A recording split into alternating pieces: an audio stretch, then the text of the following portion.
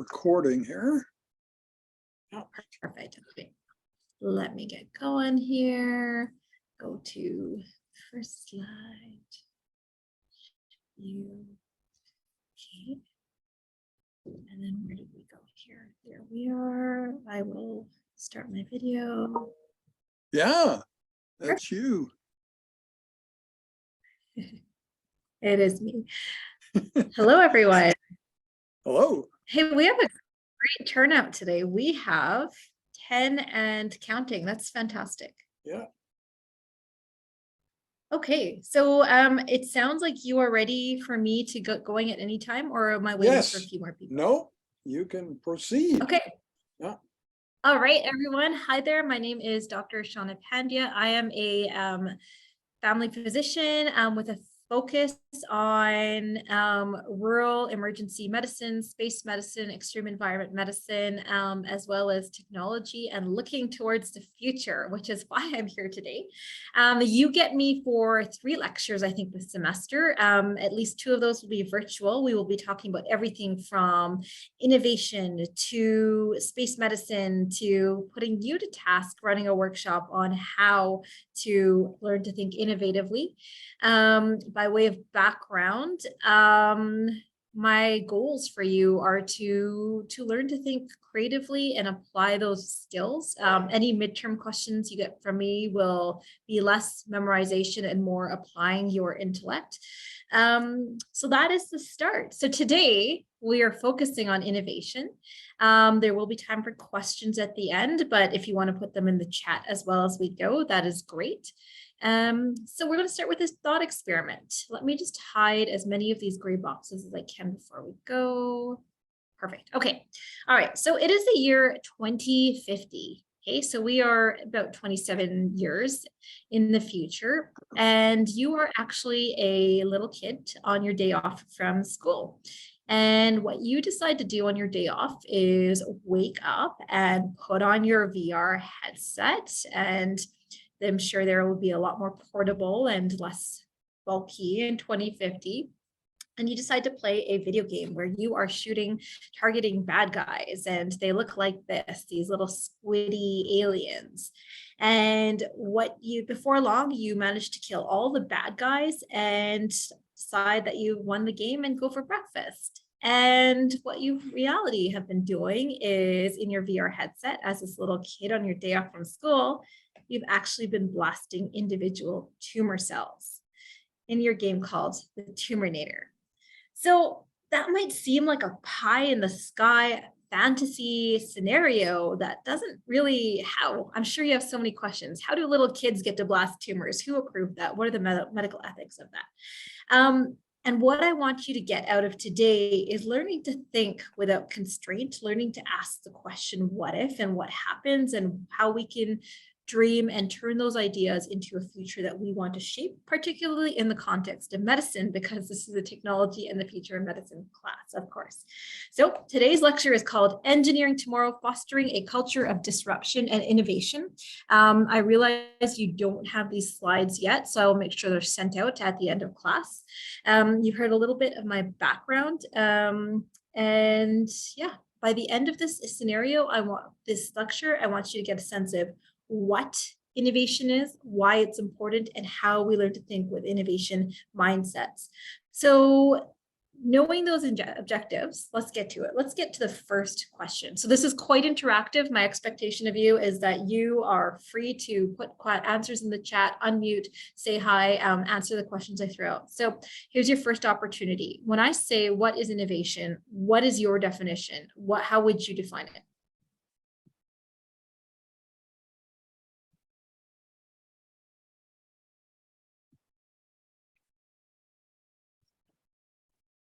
Anyone? Okay, I'm seeing an answer crop up in the chat. A new way of doing something. Okay, perfect. Any other takers? All right. Well, you're shy, but don't worry. We'll warm up over the course of this lecture. Ideas that had not been thought of in the past. Perfect. Okay. And then the other thing, improving upon current methods. Perfect. Great. We're getting the brain juices flowing. The other thing that I'll ask you to do as we're getting going there is just say, hi, who you are, what you're studying, what brought you to this class in 1 to 2 lines, so we can get a sense of each other. Okay.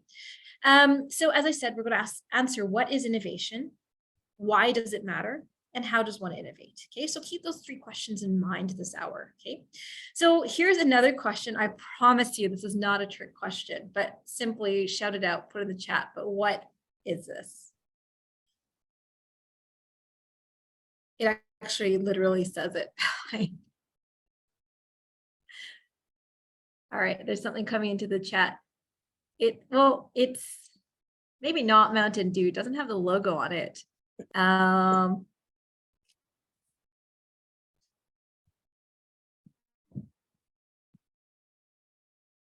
It is a bottle. Excellent. Great. Okay.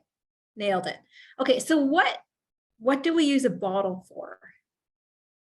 Again, no trick questions.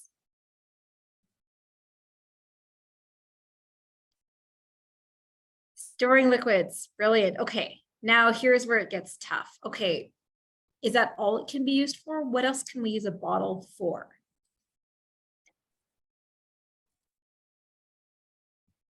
This is where I'm asking you to put your brain juices to work. Does it have to be only for storing liquids? Bottle, rock. Okay, I like that one. I've never heard that in this class. That's great.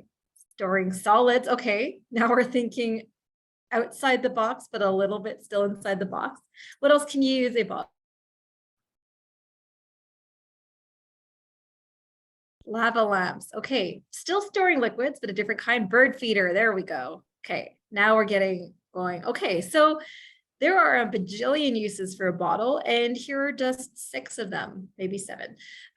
Okay, so you can use it as a planter, you can use it as a light installation, bird feeder. So whoever said that, well done. You can make a jewelry holder out of it. You can make a pencil case holder. You can do more fancy light fixtures. You can make a piggy bank. So there are a million uses. So for whoever said new ways of old things, you were on the right track. Okay. Bottles can still be used for storing liquids, but maybe they can be made a little bit better. So hopefully this goes to the YouTube link I want.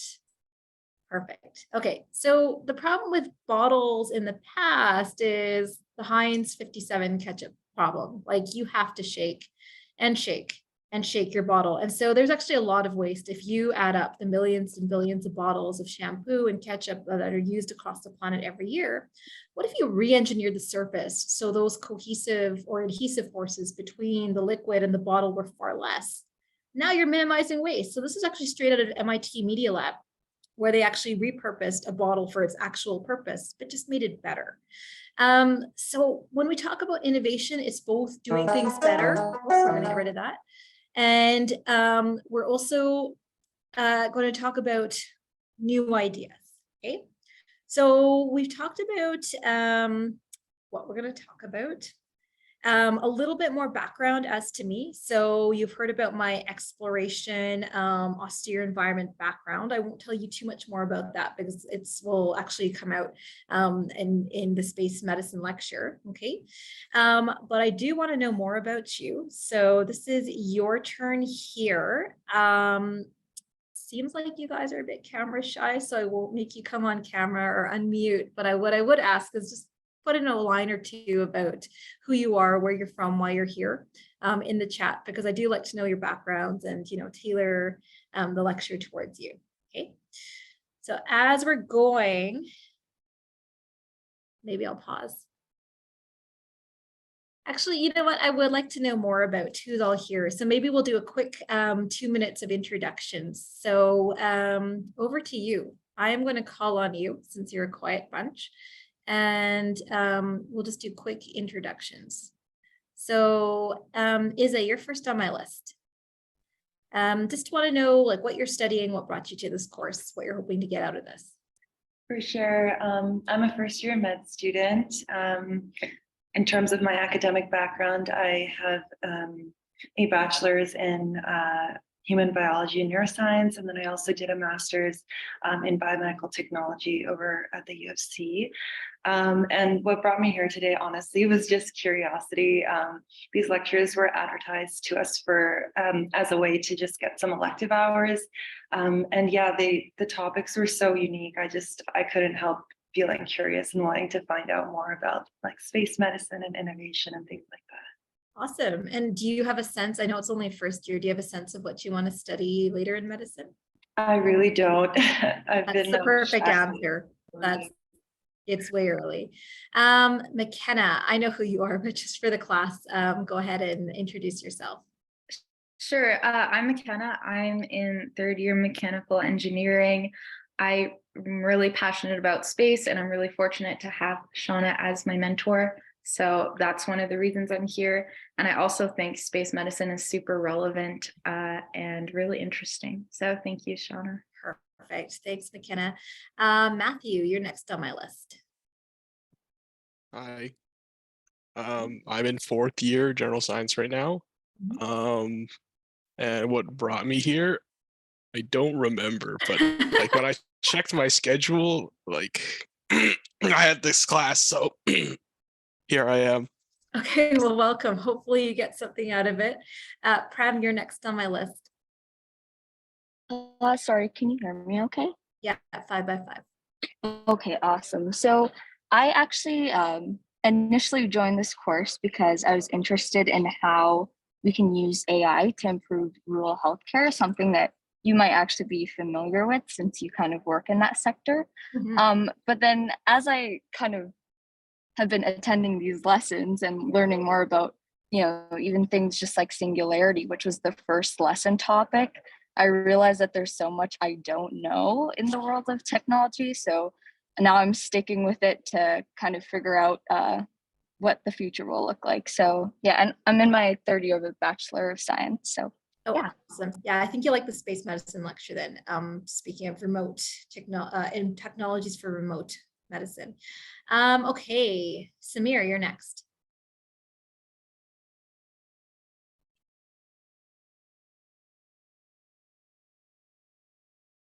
Oh, I see you're unmuted, but I can't hear you.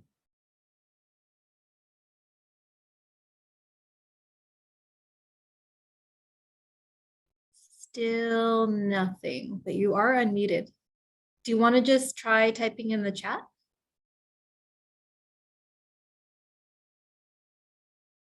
Okay, we'll circle back to you. Sharahil, hopefully I'm saying that right. Yeah, that wasn't too bad. I've heard a lot worse. Okay, thanks. I'm in my first year of science undergrad, but my goal actually is to get into dentistry. So I'm just working through all the prerequisites required for application to dental school.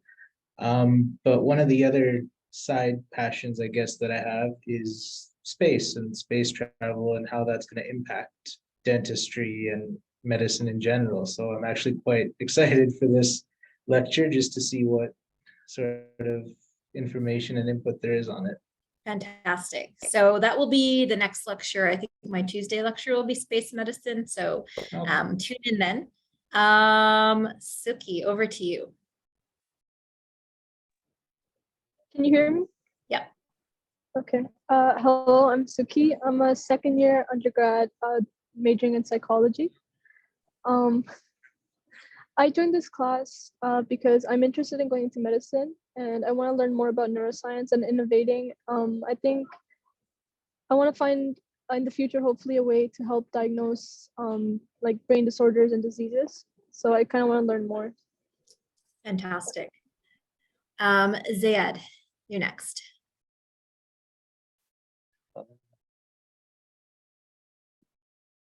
Hey everyone, Hey. I'm Ziyad. I am a science student and technically I already have a degree, but I am extending my degree by a year to learn about certain things that I might not have had the opportunity to learn about in my undergrad. And then I'm wanting to do a master's in public health in the fall and then hopefully a medical school after that.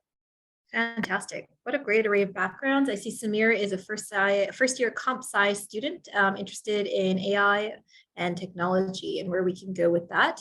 Scott, I don't remember, did I call on you yet? No, you didn't. I can Alright. go. Yeah. Yeah. Hi guys. I'm Scott. I'm in my last year of computing science, and my specialty is kind of building scalable products and back-end distributed systems, and that was mostly what I worked on during internships. Yeah, what brought me to this class? Well, I always got a little taste of AI and things in that realm through miscellaneous courses in school and throughout some internships. And I decided to take this course because one of my friends recommended it to me to learn more about some real world applications. Fantastic. Okay, have I missed anyone? I think that's it. Okay, perfect. Thanks everyone for the introductions. Again, this class, you all are going to become super close. You're going to work together. There's going to be lots of cross bridges between your areas you were curious about. For example, maybe between AI, rural health, first year comp sci, last year comp sci already. I know there's fantastic discussions you're going to have. So this is all about breaking the ice and working together to kind of unveil the future.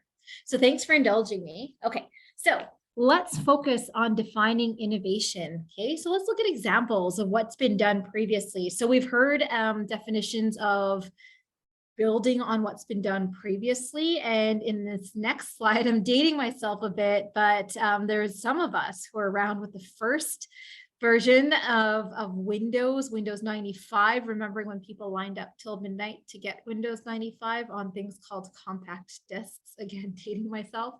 Windows 10 was the next iteration, smartphones, and starting off with the iPod is the next example of that. So once upon a time, before there was a smartphone, it was simply the iPod, which could play music. And I remember when someone told me of Apple's plan to add a phone feature into the iPod, and I remember thinking, well, that, like, what would you, great, you can make a phone out of your iPod, like how useful is that? And I didn't see the potential at the time. And we're going to talk about that a little bit later when we talk about projecting, learning how to project exponentially with accelerating technologies, and then how we predict the future. And then the same thing with tablets. We've seen all manner of generation, and this is probably all manner of hardware emerge, software emerge, new platforms. And this has all probably been in the last 15 years. So it's an incredible time to be alive. And this is an age when we're looking at things that were the stuff of sci-fi and fantasy and the Jetsons. This is the age of flying cars. So this is something that's been in the public imagination for decades. And now there's startups and companies that create hybrid cars. The future has arrived. That can land and drive. Or at least its prototype has. The aircraft took its first intercity journey in Slovakia from the city of Nitra to the capital Bratislava. A 35-minute flight in a car that, at the click of a button, can transform into an aircraft in just 2 minutes and 15 seconds. In the air, it can reach 190 kilometers an hour and carry 2 people with a combined weight of 200 kilos. It's great that the legislation allowed something like this to go from a virtual location to the real one. This is our goal, to create a real product that you will be able to buy one day. Yeah, so this is one example of emerging technologies. Oh, we don't see that again. It's the age of using drones for delivery, drones for entertainment, drones for photography, drones for medication supply. It's the age of imagination, making things smart that we never really needed to know needed to be smart. So here's something out of Stanford Design Labs, furniture that anticipates when you want to put your feet up. It's also the age of additive manufacturing, which you may have heard of, called 3D printing. So 3D printing for art, 3D printing for food, so you can have your face and eat it too, for printing 3D organs, for printing instruments in space, and printing prostheses for turtles with pyramidalism. And so I hope the theme that's emerging is that innovation is also fueled by imagination. So to give you an idea of how creative people have gotten with technology, this vase here is modeled by someone who sneezed, and then they took the computer model of the three-dimensional particulate that emerged from that sneeze, and then inputted that into a 3D printer and created this vase. So what started off as being a little bit maybe unhygienic became art. It's when we talk about using, about defining innovation, in addition to imagination, in addition to turning ideas into reality, we also talk about problem solving. So here's an example of materials science innovation using, play the video first.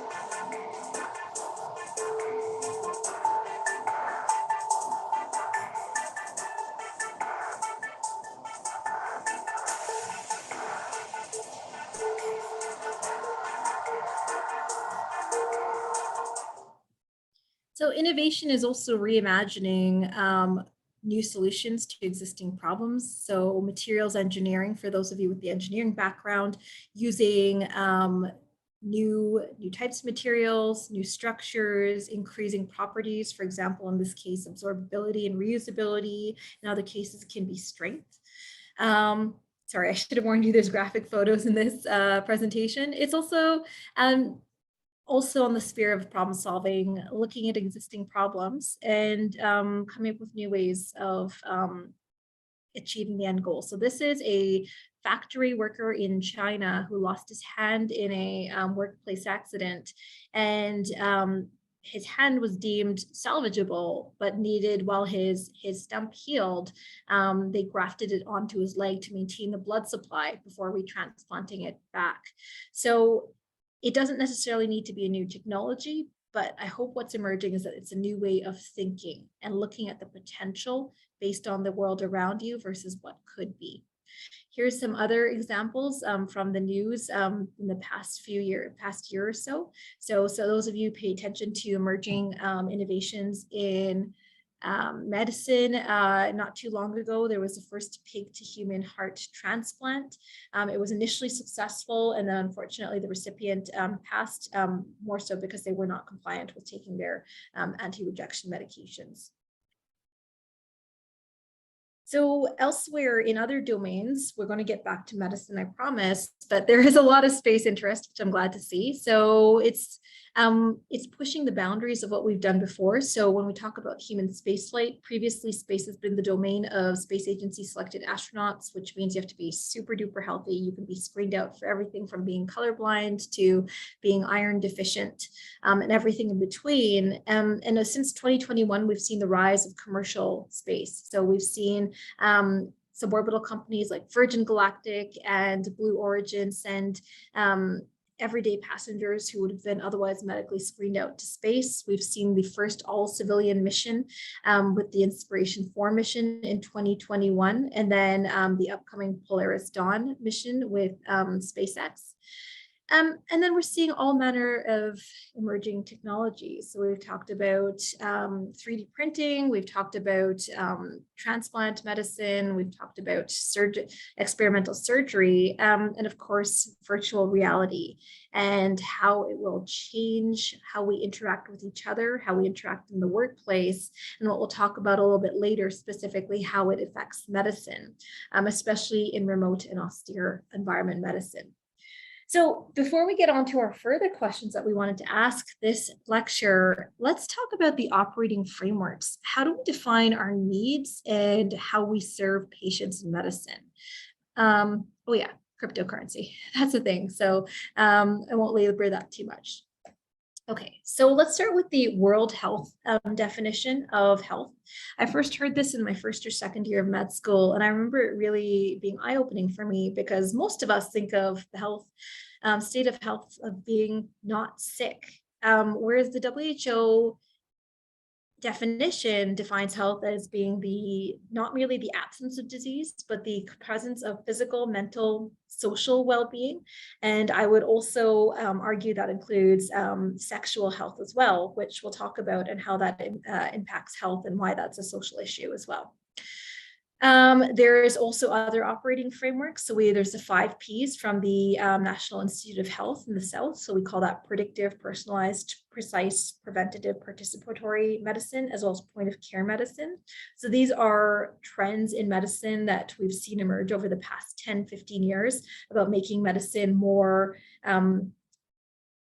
tempered or more customized to a patient. So why does everyone need to take 81 milligrams of baby aspirin? Maybe you need 100 and I need 70.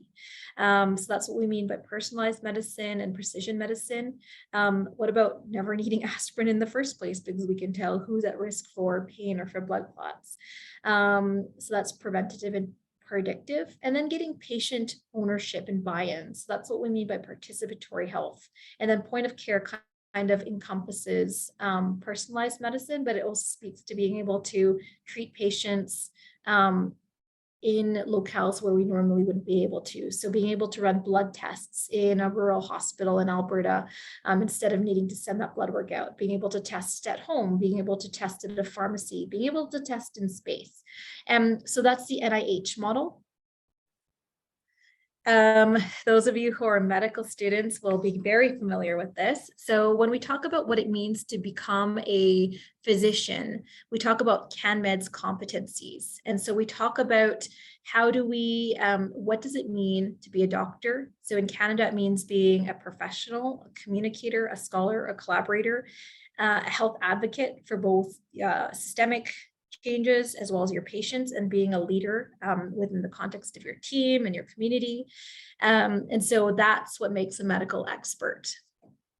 The World Economic Forum has its own framework of emerging healthcare technologies. So these are, you'll see that there's a lot of overlap. So using digital technologies for smart care, for portability, for patient empowerment. So there's that patient participation in participatory healthcare, as well as leveraging emerging technologies for intelligent health and predictive health.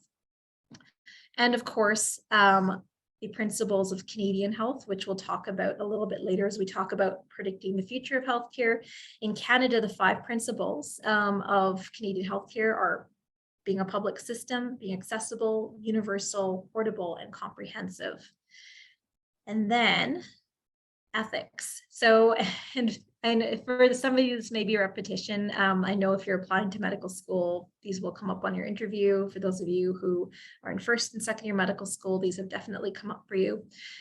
What does it mean to behave in a medically ethical fashion? So it means respecting your patient's autonomy and their own decision-making capacity, doing no harm, non-maleficence, working in the best interest of your patient's beneficence, and doing what's right, justice. So that was a little bit dry, but that's kind of to paint the framework in which how we approach, how do we innovate for medicine, and why do we do certain things and other things. So now as we talk about how we operate in medicine, let's look at where the challenges lie in medicine. So in your opinions, what are some of the challenges that you've seen either being in undergrad, being in comp sci, being in engineering, being in medical school? Like what are the opportunities or the problems that you encounter or that you see with healthcare in general?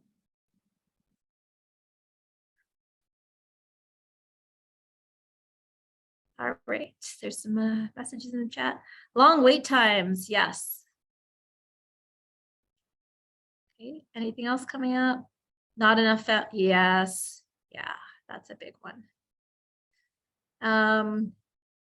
Not enough emergency room access, being overwhelmed in the emergency room. There's a lot.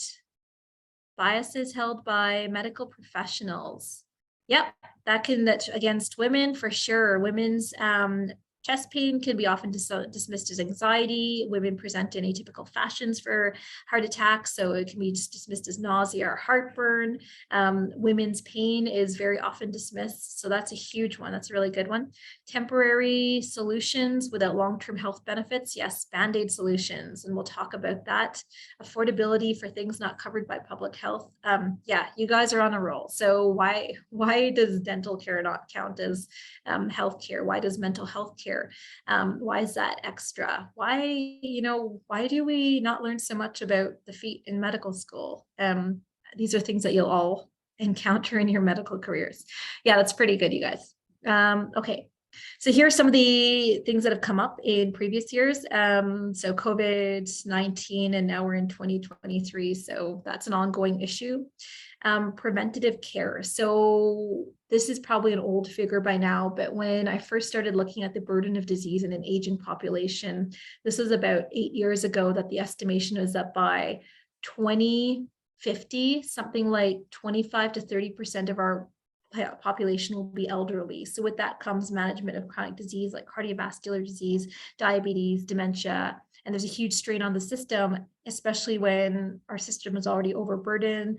There's long wait time for primary care, for long-term care. And as part of preventative care is how do we make monitoring non-invasive, do no harm, and helpful in preventing progression of disease, for example, diabetes.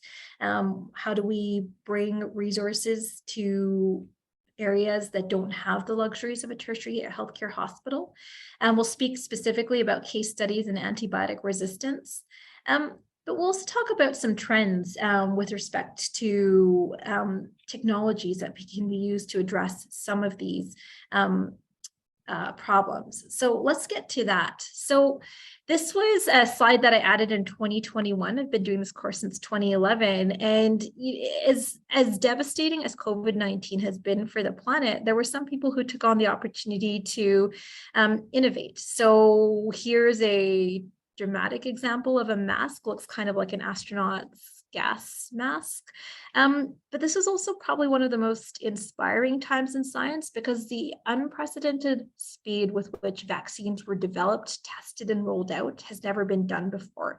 To go from COVID vaccines to bivalent vaccines to help limit the spread, severity, and transmission of disease hasn't been done before. So that's also been inspiring. And so what I think is, what I hope is becoming apparent is that maybe crises and opportunities can be two sides of the same coin. And my hope is that one of the mindsets you walk out of this session with is starting to look at crises as an opportunity to solve a problem using your experience, your mindset, and emerging technologies.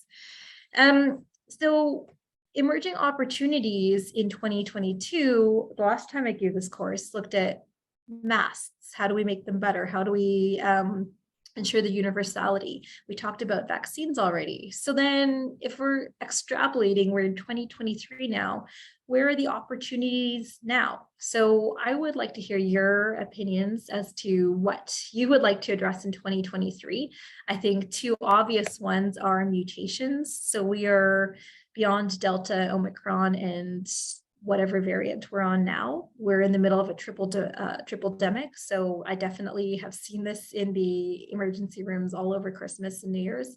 We're seeing people come in with COVID, RSV, influenza. Sometimes they have COVID and influenza. They're devastatingly sick. So what is the opportunity there? How do we limit spread? How do we test for all three at once? How do we do that rapidly and in a point of care fashion? Can we make a vaccine that is one vaccine for that contains antibodies or spike proteins for mRNA vaccines for COVID, influenza, RSV. So I promised you we would talk about antibiotic resistance. So here's a case study. So the World Health Organization's stance on antibiotic resistance is pretty much that it's happening everywhere, to everyone in any part of the world. And it's a major public health threat. Since we've used antibiotics gratuitously over the past half century and more, there's been increased resistance. So things that were considered broad spectrum machine gun, big gun antibiotics when I was in medical school even have resistance to them. Things we would use as a last ditch effort sometimes don't always work. At the same time, the stats around antibiotics is that 50% of antibiotics are inappropriately prescribed. And they're not always working. So that means that we have to deal with scary bugs that sometimes don't respond to anything. And we have to use increasingly pricey, rare, and broad spectrum and inaccessible antibiotics. Sometimes there's things that I can't order unless I talk to an infectious disease specialist.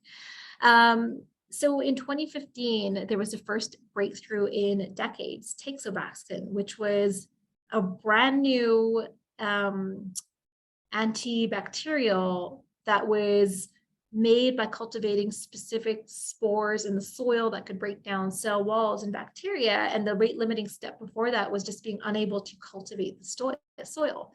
So when we talk about innovation, sometimes it's knowing what the right step is, but waiting for the technology or the capacity to turn that innovation into reality to catch up.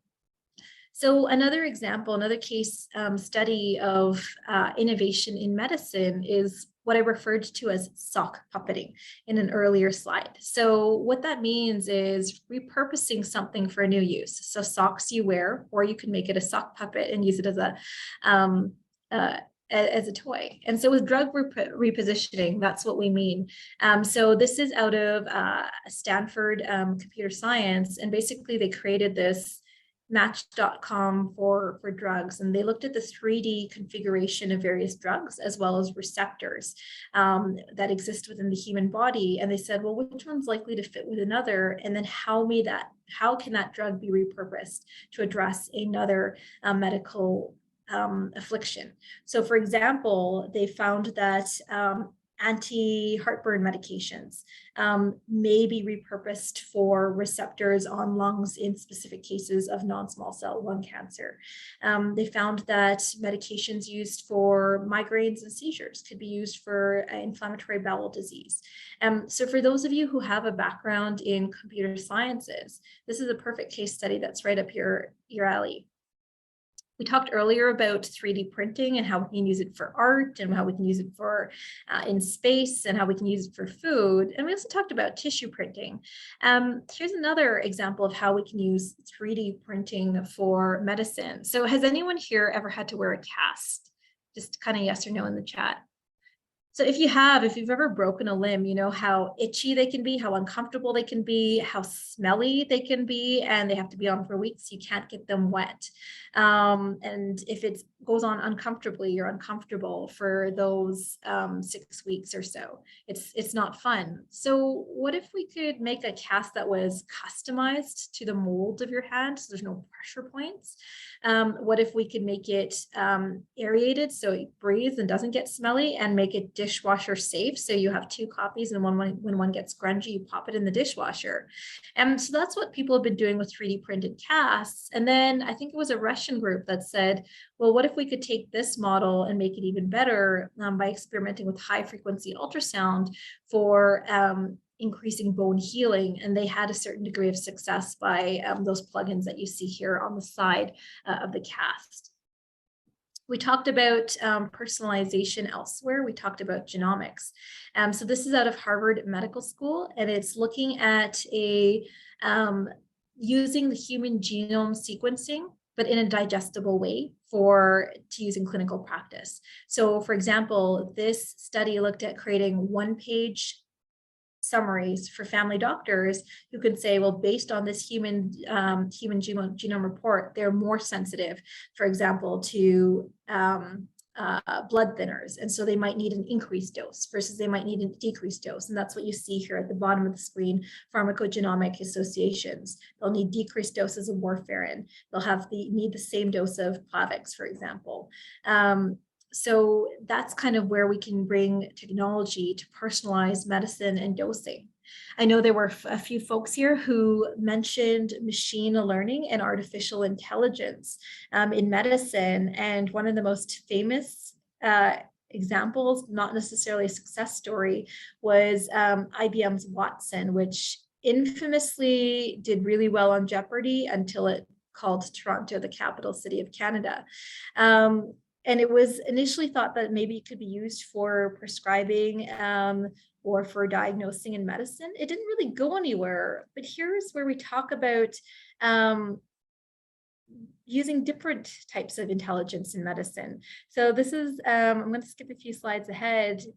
Here's another example of looking at another way of diagnosing. And this is reported in the BBC. And what they did is they trained pigeons to look at pathology slides from breast cancer patients to see if there was breast cancer or not. And they rewarded the birds. They trained them by showing them what breast cancer cells looked like versus not. And they rewarded them with birdseed. And when they flock sourced it and took a bunch of pigeons, they reached 98% accuracy, and in some cases better accuracy than the pathologist.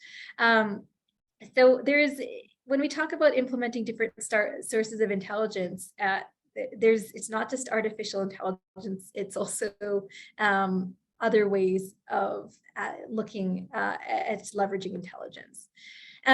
Patient context and lifestyle is something that we mentioned earlier. We talked about personalization and patient ownership. And so why does that matter? So for example, for the future physicians in the room, if someone comes into your clinic and says, oh, hey, I'm having trouble sleeping, maybe there's no reason to it. Or maybe when you incorporate their context into the clinic visit, it could be something that, like, this is the 10th anniversary of a very sad passing in their family. That happens often. What we know in the bigger context of clinical data is that there's an association between divorce and risk for having a heart attack, especially with women. And so if you're a woman who's been divorced, you're at a higher risk for heart attack, and it's not reduced with remarriage. And that, I think, is a study out of Duke University, if I recall correctly. So incorporating what's going on with the patient and why they may or may not adhere to a treatment is so critical. And the non-technologically advanced pearl I have for the future clinicians in the room is, if a patient isn't complying with a treatment that you prescribed, or if they're going to leave against medical advice, don't just label them non-compliant. Figure out what the why of why they may not be complying with the standard of care, because there'll still be ways in which you can help them. If someone is walking out of the emergency room, it's not because they don't want to be there. Maybe they have 3 kids at home and their babysitter is about to leave, and maybe you can just prescribe them outpatient therapy or antibiotics. So that's what I mean about thinking differently. It doesn't have to be a whole IBM $1 billion Watson machine. It's about problem solving according to context and thinking a bit differently. All right, we've talked about the pigeon. So here's a summary slide of some emerging trends in medicine based on what we've talked about. We've talked about 3D printing. We haven't talked about big data. That's leveraging the metadata about why certain patterns are happening, why certain disease states, when they may happen. And so one of the best examples I can think about this was when I was in medical school, and what they noticed on Google searches in Australia is that a certain search pattern for leg cramps increased at certain times of the year, and they realized that there was a weather component associated with this, and that they found that out by looking at the data of the searches that occurred in a certain area at a certain time of year. And so that's where also looking at location specific data and geolocation becomes relevant. And then also using smartphone apps as a way of enhancing clinical care. So when I was in residency, I would have preceptors who would prescribe MyFitnessPal app to patients who are trying to lose weight, so they can monitor their intake, their goal weight, their energy expenditures, and track their weight in a very quantified way. Other trends we've talked about machine learning, artificial intelligence. We've talked about trends. We haven't talked yet about faster, better, cheaper, smaller, or nanomedicine. But basically, that's kind of speaks to the trend about portability that we talked about earlier, so that we can bring medical care with us, especially when we're rural and remote. And then VR, we're going to talk about in the next couple slides here. Okay, so this is a scene that has become very familiar to all of us in the past 3 years, whether we wanted to or not. So virtual learning, virtual working, virtual meetings, virtual collaboration, and everything. And so in the early days of the pandemic, when we didn't exactly know how virulent COVID was, a lot of family medicine clinics shut down, a lot of medical schools, universities shut down, they went to online learning. And so we lost access to our traditional physical learning and workspaces. So here's an application of how virtual reality has been used in medicine for education as well as diagnostics. So I think I told you at the beginning of this lecture that and if I haven't, well, now I'll mention. So one of the companies I work with is called Luxonic Technologies. And we are a Canadian company that leverage virtual reality, augmented reality, and extended reality, as well as 360 video to deliver healthcare and maintain skill sets. And so my origin story with this company was when I was on an underwater aquanaut mission, which I'll talk more about in the space medicine lecture. And we were doing several scientific experiments as well as testing technologies. And this was one of the technologies that we tested. So I was the crew medical officer, and I liaised with the head of radiology in Saskatoon, which is over 4,600 kilometers away from where we were.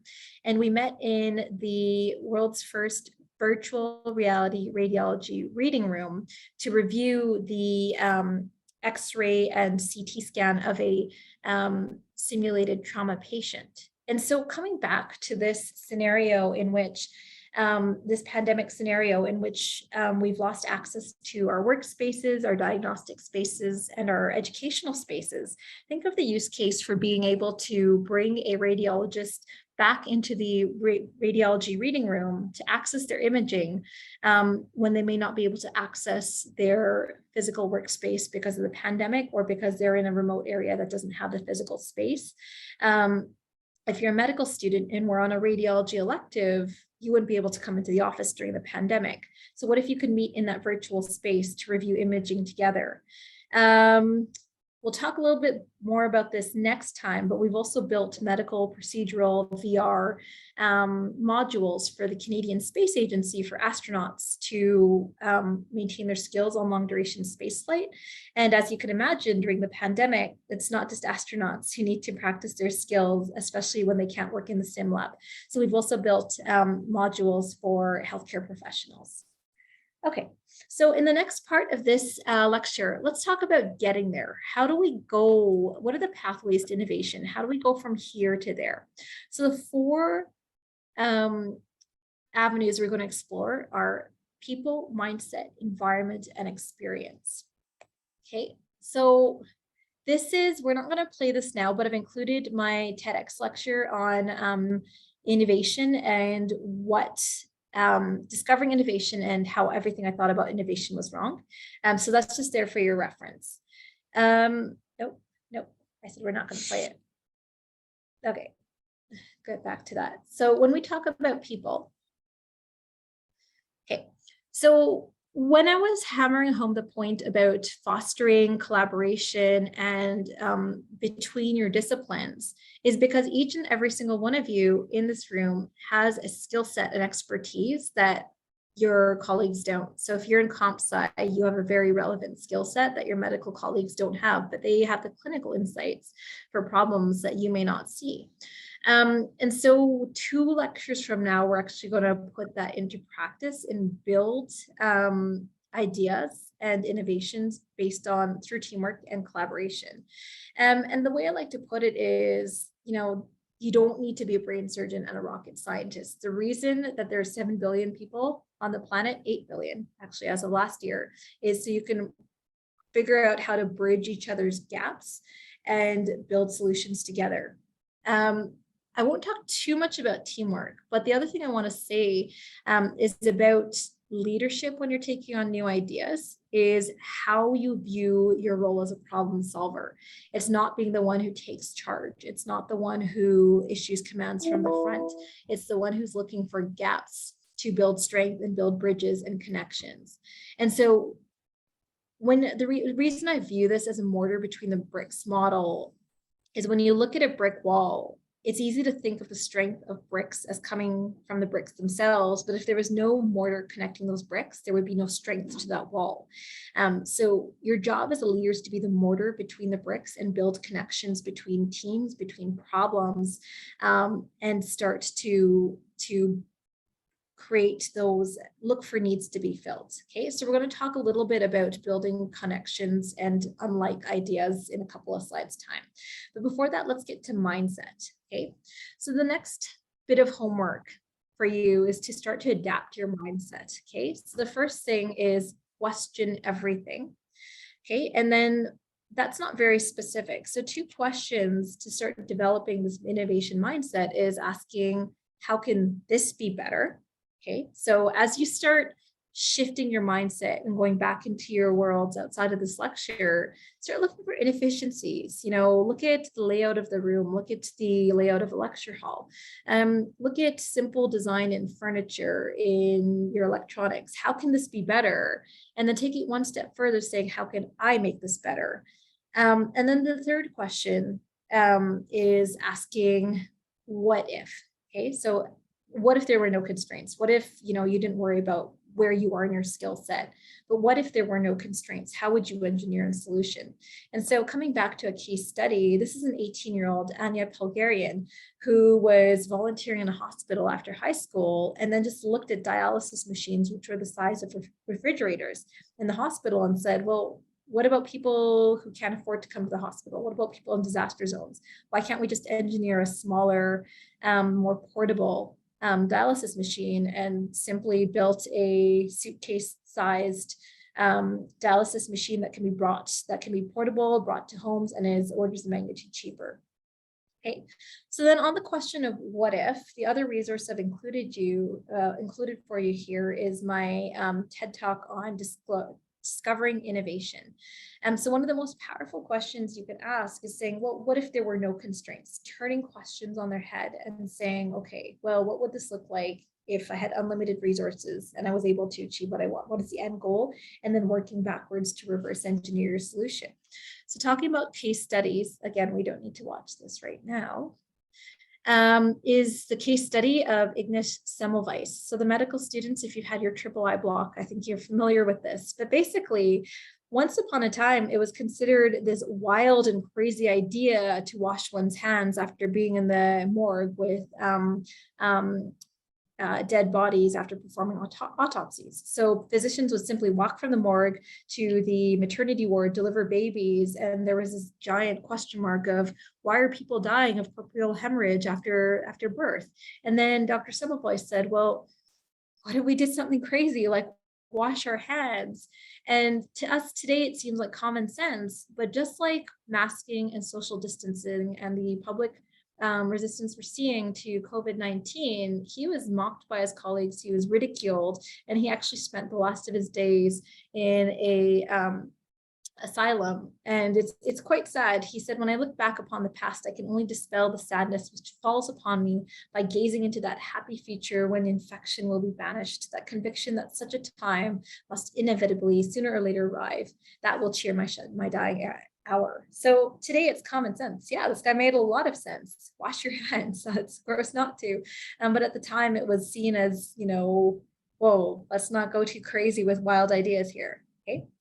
So earlier in this lecture, I promised to talk to you about innovation, exponential thinking and disruptive thinking. And so let's talk about what that means. So when we talk about exponential thinking, it's important to acknowledge that we tend to think in arithmetic sequences rather than geometric sequences, right? When we project into the future, we think linearly based on the trend of our past experience. So we think that, you know, for me who grew up in the 80s and 90s, that, oh, you know, it was easy to think then that, oh, we'll continue having big box televisions, we'll continue writing by hand, coding won't be an important thing in the future until we got to the 2000s. And now the way we think, we learn, we interact with apps, we learn virtually has completely changed.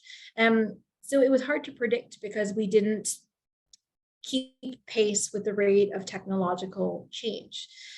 So how do we learn to shift that thinking? And that's through learning to look at case studies as well as taking part in thought experiments. Okay, so the first thought experiment we're going to think of is imagining ourselves on a treadmill. Okay, so what does it mean to increase our pace in a linear or arithmetic sequence? That means that if you're starting at a snail's pace, you're walking at 1 kilometer an hour, and then the next time you increase your rate, it's at 2 kilometers and 3 kilometers and 4 kilometers, and so on and so forth. Okay, so that's the typical linear rate of change. Now, what do we think of increasing our rate of change exponentially? That means the first time we increase our pace, it goes from 1 to 2 kilometers per hour, which, that's the exact same thing we just did. But now we're going to double our pace to 4 kilometers an hour, to 8 kilometers an hour, to 16 kilometers an hour. So now you're running at a flat out sprint. The next time you increase your rate to 32 kilometers, you're probably going to take one step and then splat against the far wall after you fall off the treadmill. So you take the same number of increases, but now you're doubling your rate. And so now that's what we mean when we think about exponential increases. Okay, so now let's look at case studies of how that's come to play in disruption in technology. So when we look at communications and how long it took the radio to reach 2 million people, 50 million people, it took 38 years. Whereas Facebook to reach 50 million people took 2 years. And then one of the most recent Adele videos took 2 days to reach 50 million people. So that's what we mean by increasing rates of change of technology and access.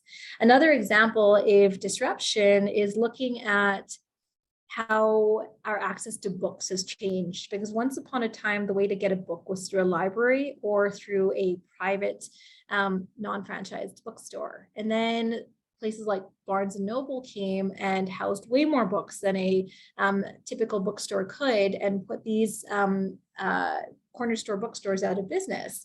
And then along came Amazon and saying, well, what if we could house even more books if we just didn't worry about people coming to us, and we could order books online? So then came the Amazon warehouses. And the way Amazon kept itself in business was saying, well, what if we disrupted even that and didn't even worry about physical books and were their own disruptive force? So one of your other bits of homework is to think about what are examples of case studies that have been disrupted and what is going to be the next disruption to in that field, whether it's medicine, whether it's communications, whether it's transportation.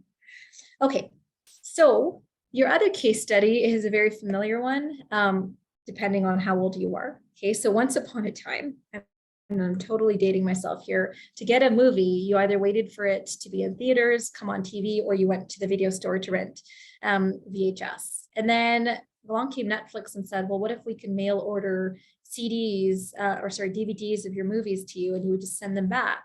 And then again, trying to disrupt itself and see what else was on the horizon, Netflix became the first streaming service. Now they're ubiquitous. So these businesses, from a business perspective, are trying to foresee their own and be their own disruptive forces. So the next thought experiment we're going to take is looking at projecting into the past and projecting into the future. Okay, so I would estimate most of you here were born in the 90s, maybe early 2000s, with maybe a handful of 80s, and maybe correct me if I'm way off. But take the thought experiment as to what it would be like to live 30 years in the past. And here's an example of a Canadian family that did exactly that. They were concerned that their 2- and 4-year-old were becoming way too engaged with their tablets, with their smartphones. And so they just said, you know what, we're just going to grow up the way we grew up. So that means they opted to never use any GPS. If they went on a road trip, they would only use paper maps. They would never use anything beyond an Atari game system. They could use old school microwaves and fax machines, but no email. And if they were looking at photos of newborn cousins, they would not look at phones. They would have to have a printed copy. So that's when we look at frameworks for problem solving, it's called, there's two ways we can change our thinking. We can break a problem further versus take away constraints. So we've talked about the what if scenario, taking away constraints and saying, what would this look like if it were perfect? And then this is a way of problem solving, saying, well, what if we took this to the other extreme and broke this problem more? What if we took away all of our technological solutions? What would that look like? All right, so now we're going to I'm going to solicit your opinions. We're going to talk about past projecting and future projecting. Okay, so what are examples of jobs that exist today that did not exist 10 years ago? And feel free to unmute or just throw it in the chat.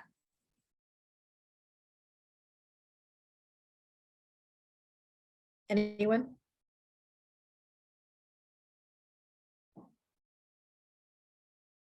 Okay. So as you're coming up with those, here's my list. Okay, so we talked about the rise of the smartphone. So app developers were the ubiquitous job then. Data miners with the rise of big data analysts. I was saying to Kim at the beginning of this class, I have to update these slides every semester I give it, because a job when I first started giving this lecture that didn't exist was a millennial generational expert, and now it's a Gen Z generational expert. Social media managers weren't a thing in 2007, and 15 years later are critical. Cloud computing service managers, search engine optimization specialists, UI UX designers, digital marketing, sustainability managers. So now that we know how things have changed over the past 10 years, how is the future going to be disrupted versus what's going on today? So my next question for you are, what are examples of jobs that will not exist in 10 years that exist today? And so while you're thinking of that, here's the explanation behind this little graphic. Is Zumba was a huge trend in the early 2000s, and between 2008 and 2013 increased 400-fold in 5 years.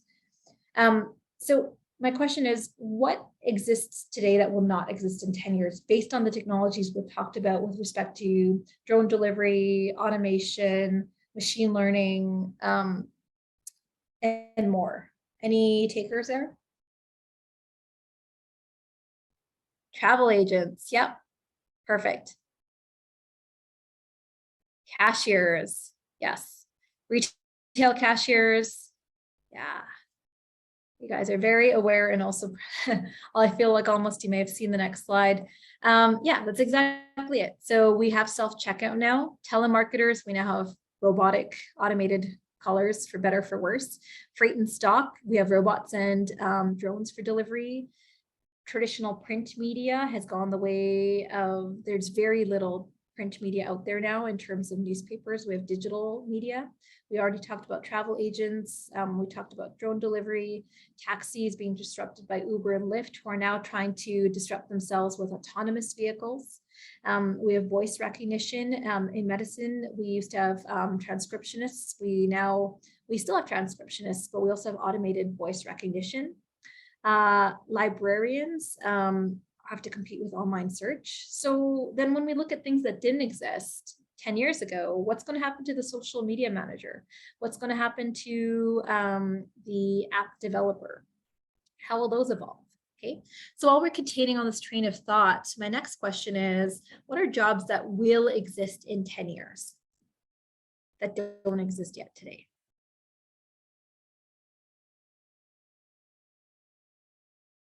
And remember, the sky's the limit. Like, there are no silly answers here.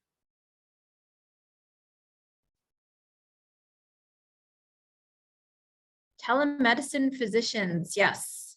And we've kind of seen that out of necessity through the pandemic. There was no virtual billing codes pre-pandemic, even though access could be an issue if you were elderly or had mobility issues, and now they've had to come into play. Space travel pilots, yes, exactly. In fact, one of the first runner-up from the 2009 Canadian Space Agency selection is now one of Virgin Galactic's pilots. So not only will he be going to space, he'll be going to space over and over again because he's a Spaceliner pilot. Flying cars, so air traffic control for cars. Yeah, exactly. So that's really great. I really like that insight because not only are you thinking about technologies, but you're thinking about something we haven't talked about since we talked about framework, which is what are the industries, the policies, and the personnel that need to come along with that. So that's really great. And you're giving me ideas for new midterm questions. So thank you. Okay, so when we talk about jobs that will not exist in 10 years, or will exist in 10 years. Okay, so waste data managers. Vint Cerf, one of the fathers of the internet, he said, how are we going to deal with bit rot? When you are in the year 3000, how will you open, or will you be able to open up a PowerPoint from the year 2000? Healthcare navigators. So healthcare is becoming incredibly more layered and complex. Even when I was in residency and my uncle landed in the hospital, it was only because I lived and worked in that framework, I was able to ask the right questions. So as a layperson, how do we help people who aren't familiar with the medical system know what to ask about rehab, about nutrition, about healing, about discharge, about expectations? We talked a little bit about virtual and augmented reality. So just now how we have a whole host and generation of app developers, we're seeing that in virtual reality, we're seeing Unity, we're seeing Unreal Engine developers. Alternative currency. So we had a slide earlier talking about the rise of cryptocurrencies. We're seeing the rise and fall for those of you who've been following the FTX implosion. 3D printing engineers. Privacy managers, that's going to be huge because when we talk about the ethical side of it, there are babies who are growing up because their entire lives are online because their families are posting their birth, their milestones on social media. And by the time they come of age, they haven't really had a choice to say whether they want to be on social media or not. We talked about the burden of having increased lifespan and a burden of chronic disease that comes with an aging population, so nonagenarian service providers. Memory augmentation specialists. So I include the link to this, but when we talk about opportunities in medicine, what about human enhancement? There's a New England Journal of Medicine article that talks about deep brain stimulation. I know some of you mentioned you were interested in neuroscience, and they were trying to target the site for obesity and hyperalimentation, but they were off by 2 millimeters, and their patient ended up having a photographic memory. So it's not what you want to hear from your brain surgeon that, hey, we were 2 millimeters off, but if the trade-off is you end up with a photographic memory, how many of you would take that if you had the opportunity, especially amongst the medical students? Commercial second generation astronauts. So now that we have the rise of the commercial space agency, we're not just sending pilots and scientists and engineers to space. We're sending next generation entrepreneurs. We're sending athletes, artists up there. And then, of course, extinction revivalists. So some of you might be immediately thinking about Jurassic Park, but here's a very real life example of the company Colossal, where they are literally proposing to bring woolly mammoths back to the tundra regions, back to Siberia and the Arctic, to restore ecosystem balance there. So it's actually happening. Okay, thanks for the heads up there. Okay, so we have about 10 minutes left. So question now that we've talked about trends, now we've talked about how we think about the rate of change and adapting to that and disrupting things. What are positions and jobs or trends in medicine in 10 years? What would you like medicine to see? Where do you think medicine is heading? And that can be for better or for worse.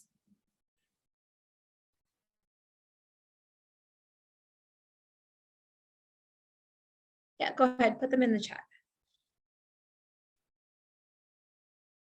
Any ideas? Using machine learning, AI, perfect. Okay, any other ideas?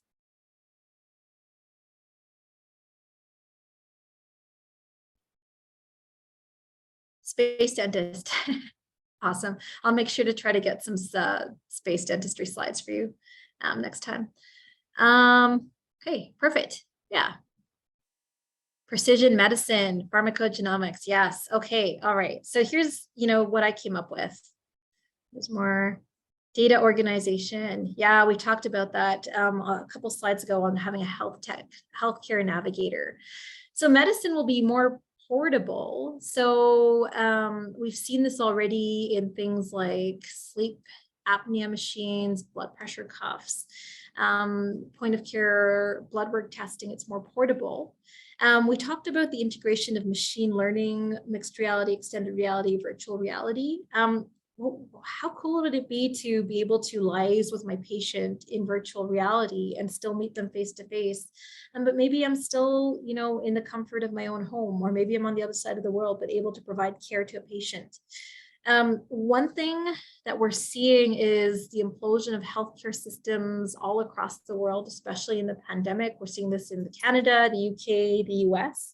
And so I wonder if the two-tiered systems are going to make a push towards public systems, or the private systems are going to make a push to have a public tier. And definitely in Canada, we're seeing a push for better or for worse to make public systems more two-tiered. So I think this is going to go both ways. We're going to keep leveraging these trends to be more predictive, especially within chronic disease. We're going to look at increased markers for predicting diabetes outcomes, dementia outcomes, Parkinson's, which leads me to my fifth point. We're going to either continue to struggle under the burden of aging population. And I don't mean to say that we should be considering our elderly population a burden at all. It's just that the economics and the healthcare infrastructure is not keeping pace with what it takes to support. So that's what I mean by that. Hopefully we'll be investing in more preventative strategies for things that are preventable, or like diabetes. There was a comment in the chat about navigating the healthcare system. We're also going to have new sub and subspecialties. So as we get more knowledge, so for example, there's institutes looking for blood biomarkers for concussion. Maybe we'll see increase in specialization in biomarkers for different disease states. We talked about being more personalized. Definitely, we're already seeing more pseudoscience. There's very little regulation around podcasts, around broadcasting oneself, around supplements, around quick fixes. So we're definitely going to see more pseudoscience. We've seen that with ivermectin and hydroxychloroquine during the pandemic. So that's a challenge, but also an opportunity to combat misinformation. And then we talked a little bit about personal enhancement. So, maybe start thinking of what superpower you would want to have if you had the option for engaging in enhanced medicine. Okay. So as we're winding down here in the next 5 minutes, and we talk about trends where we were 10 years ago versus where we're headed. Issues that weren't a priority in 2010 included climate change, pandemic planning, social media well-being, cryptocurrency management, and systemic issues like racism and LGBTQ plus rights. In 2012, they're still not a priority. So this also talks to the psychology. And if you can figure out a way to positively impact human psychology, to adhere to best medical well-being practices, believe in climate change, policies that will actually be embraced when it comes to vaccines and pandemic prevention, you're probably on track to win the next Nobel Prize. So just to end with one, a set of case studies of a snapshot of the world today, taking a step outside of medicine, because maybe some of you just want to learn about problem solving, innovative thinking, and take that to your own fields. When we look at medicine through a social lens, it's not just disease, it's not just cancer, it's not just aging populations. There's social issues that we mentioned on the previous slide. There is migration and refugee crises. There's more refugees worldwide since the Second World War. There's more issues with human trafficking and enslavement than at any other time in history. We talked about climate change and how it's proceeding at a rate that we haven't seen in the past millennia. And then we've talked about social issues with respect to gender equality and sexual identity equality. And then for those of you who want to take a step outside of that, there's other challenges outside of medicine related to exploration. Oceans form a huge part of our human or of our ecosystem on this earth, but we've mapped more of the moon than we have of our oceans to date. Okay, so my hope is that for those of you who are problem solvers, you want to make your impact on the world, is that this is giving you fodder for thinking of, hey, what do I want to dedicate my skills and my brains towards solving? So now as we come down to the winding part of this, we're going to talk about key mindsets. Okay, so abundance, longevity, exponential, and moonshot. So we've addressed 3 and 4. We talked about exponential thinking, and we've talked about what if thinking, what if constraints were an issue. So part of moonshot thinking is ties into number 1. So this is taken from Peter Diamandis, who's wrote the book Abundance, and talking about, well, what if there were no constraints? So then this is tying back to the point about looking at problem solving in extremes, either breaking the problem further, unsolving the problem, or saying, what would this look like in an ideal case scenario? And then longevity ties into exponential thinking, as in, what does this look like in the long term? And what does this look like in the best case scenario, most likely case scenario, and worst case scenario? And we'll actually do an exercise on future forecasting, I think, in a few lectures time. Okay. So let's talk about environment now. What kind of environments breed innovation? So environments like this one, where you are collaborating outside of fields outside your own. Okay, and then there's a series of questions and skill sets that actually breed innovation. So networking and associations, that's what you're doing by being in a multidisciplinary class. By questioning and trying to understand further, and also asking about extreme cases, you're also engaging in alternate solutions. Observing for problems, I kind of mentioned that would be one of your informal homework assignments, is asking how could this be better, okay? So when we talk about specifically engineering workplaces, so we've talked about classes like this, case studies from Pixar and Google engineer the workspace physically so that to get to the bathroom, to get to the mailroom, you have to walk past all the other departments so computer animators have to walk past other departments and spark conversations. Google has the open workspace plan, which has had some criticism on productivity, but also is known for fostering collaboration. And then also looking at what tools you have at your disposal, because this is the time when you have more ability than ever to teach yourself, to fund yourself through Kickstarter, to make use of massive online open courses, to make use of emerging technologies like VR headsets, pass-through HoloLens, and to make use to broadcast yourself, as well as to construct, to build, to 3D print, to code. Okay, the last thing we're going to touch on is experience. So this is a study from Harvard Business Review, I think, and it looks at 5 key innovators and how they rated in the key skill sets of innovation that we mentioned a few slides back with respect to associating, questioning, observing, experimenting, and networking compared to non-innovators. And you can see that there's they score quite highly compared to others. So they bridge unlike things. They question how they might be related. They look for inefficiencies. They experiment with fixing those inefficiencies, and they build those bridges.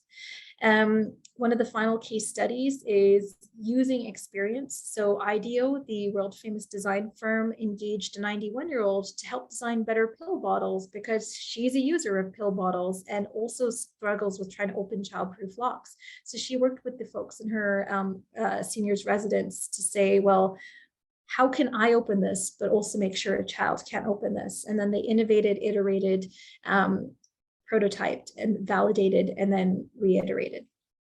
Okay, so the take home is question, observe, experiment. So we're winding down. We've talked about a lot today. We're down to the last 2 minutes here. We talked about amazing, fantastical scenarios that don't yet exist. We started off with a Terminator scenario. And basically, I want you to walk out of this lecture realizing that it's an amazing time to be alive. There's a lot of discovery to be made. There's a lot of tools at your disposal. There's a lot of problems to be solved, but you have unique experiences and skill sets to apply to those problems. And there's potential in everything and everyone. So I'm just going to open it up to questions. And then here is my contact information somewhere here. Yeah, you can, oh, it's kind of hidden, but you can just my first name, last name @gmail.com or my pandya@ualberta.ca address. Both will get to me. Okay, and while we're waiting for questions to roll in, so next time we're talking about space medicine and challenges with designing for that, emerging technologies. And then if you want to continue the discussion amongst yourselves, or just keep those brain juices flowing, okay, design your own Terminator scenarios, ask what if, pick a sector that you're passionate about and develop future scenarios for it. And then start conversations about technologies and that you're interested in with your fellow classmates. Ask yourselves, what are problems that did not exist 10 years ago? What are problems that will exist? And how they can be made better? What are the ideal use cases versus the least ideal use cases? So that's it from me. Thank you for your attention, and I'll just hang around for an extra minute in case there's added questions.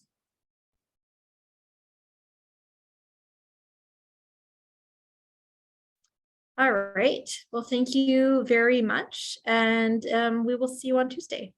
Sounds good. Thank you. Thank you. Bye, everyone.